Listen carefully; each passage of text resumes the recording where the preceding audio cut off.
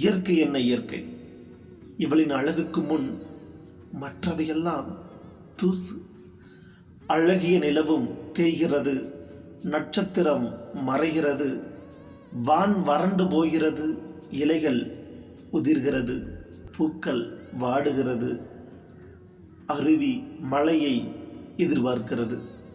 ஆனால் எதையும் சார்ந்திடாமல் எந்த எதிர்பார்ப்புமின்றி என்னவளின் அழகு கண்களை கட்டி போடுகிறது. உலக அதிசயங்களை எல்லாம் மிஞ்சிய அதிசயம் இவள் மட்டும்தான். பெண்களே ரசிக்கும் பேரழகு பதுமை அவள். ஆண்களை அடிமையாக்கும் அதிசய பிறவி இவள்.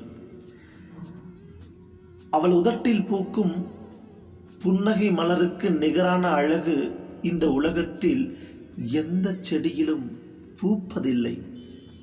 இவளை படைக்கும் போது மட்டும் பிரம்மன் கலைநுட்பங்களை பயன்படுத்தி செதுக்கி இருக்கிறான்.